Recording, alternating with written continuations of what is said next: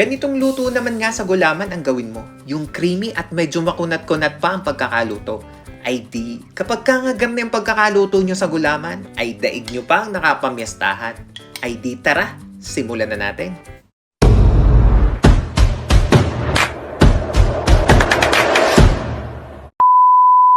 Ay ano nga mga tropa, kamusta ka kayo? Ako si Andy, isang OFW dito sa bansang Israel. Ay di, samahan nyo nga ako sa isang craving satisfied video. Tama ga ho o isang mapagmatakaw na video? Ay kayo na hong bahala kung alin ho ang tama. Ay di, samahan nyo nga ako at iluluto naman natin aring creamy na gulaman. Ay di, ari nga ay libre lamang at ari naman ay bigay ng aking kapitbahay. Ay ari binigyan nga ako ng 2 sachet na ring gulaman ari. Binigyan ako ng kulay dilaw at saka aring kulay pula na gulaman.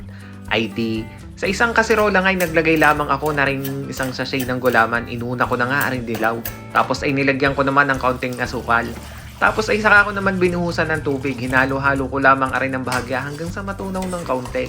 Sa isip-isip ko nga rin naman ay aring na may matutunaw din naman kapag ka nakuluan na din sa ating gasol na are. Ay di, sa punto nga rin naglagay pa ako na rin ating malapot na gatas. Nilagay ko lamang aring kalahati ng nasa garapong are. Tapos ay nilagyan ko rin aray ng simenet na 38%. Tapos ay bubuhos ko nga lamang aray ng kaunti din. Kalahati lamang ang nilagay ko at gagamitin din natin yung kalahati pa doon sa kulay pulang iyon. Tapos ay saka ako naman nilagyan na rin sabaw na rin ating pinya na ginamit kanina doon sa may molding tray. Tapos ay hahaluin ko nga lamang ng papagayon at papagarnay. Ay kita nyo ang kulay ng ating dilaw na gulaman na iyan. Ay di pagkakaganda rin nga naman ay nung malagyan natin ng mga gatas na iyon at saka yung simenet na iyon. Ay di, sa punto nga rin nabuhay ko na rin ating gasol. Aring may katamtamang init lamang o katamtaman lamang yung apoy na rin ating gasol. At hahayaan nating aring kumulo din ng kaunti. Hahalu-haluin ko nga lamang aray din ng bahagya hanggang sa tuluyan nang kumulo aring ating gulamang aray.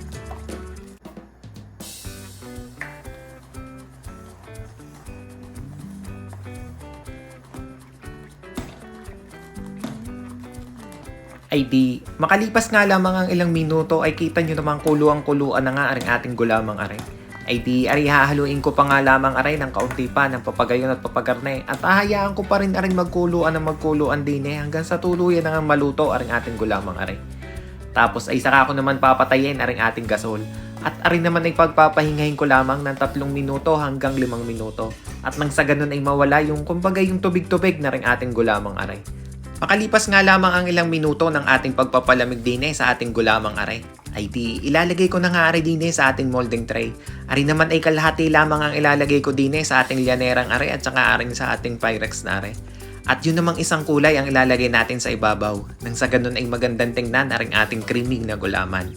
Ay di, paghahati-hatiin ko nga lamang aray din ng kaunti-kaunti. Di, palalamigin ko na nga lamang aray din ng kaunti o hanggang sa tumigas ng bahagya aring ating gulamang aray. Iti, habang hinihintay nga nating lumamig aring ating kulay dilaw na gulaman, ay di sisimulan ko nga aring pagluluto na ring ating kulay pulang gulaman. Ari yung sinasabi ko sa inyo kanina na ilalagay natin doon sa ibabaw ng ating dilaw na gulaman. Ay di, parehas lang ng proseso na ginawa ko kanina doon sa ating kulay na dilaw na gulaman. At kung ano yung mga sangkap na pinaglalagay ko, ay di yun din lamang ang ilalagay ko din. At nang sa ganun nga ay parehas lamang ang lasa na ring ating gulamang are. Ay di, hahaluin ko nga lamang aray dine at pakukuluan ko din lamang dine ng bahagya dine sa ating gasol. Ay di, maiba naman nga tayo. Ay di, para naman nga sa mga magtatanong ng full recipe na ring ating creamy na gulaman. Ay di, bisitahin nyo na lamang yun dun sa may baba sa may description below. At makikita nyo na ang tamang sukat at sangkap na pinagagamit ko dine sa ating creamy na gulaman na are.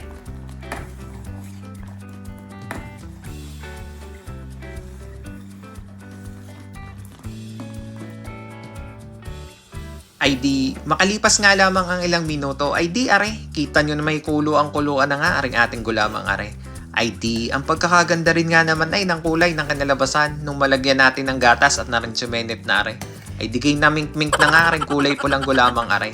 Ay di, palalamigin ko lamang nga rin are ng 3 minuto hanggang 5 minuto. At nang sa ganun ay mawala yung mga tubig-tubig na ring ating gulamang are.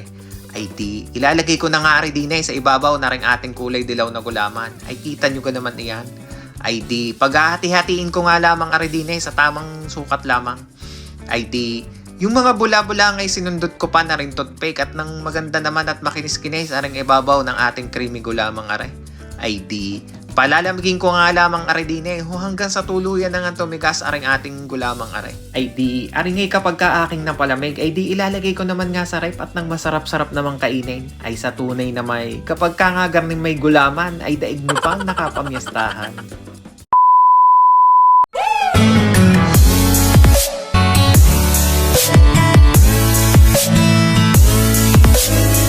Ay di, yaman na din lamang at napalamig na nga natin aring ating creamy na gulaman. Ay di, dadako na nga tayo sa exciting part, ang tikiman time. Ay paano mga tropa? Ay di, ari aking titimusan na. Ay di, salamat na rin nga pala sa inyong panonood. Ay wag niyong kakalimutang mag-subscribe. At nandahil tumami na. Ay siya, dyan na muna kayo.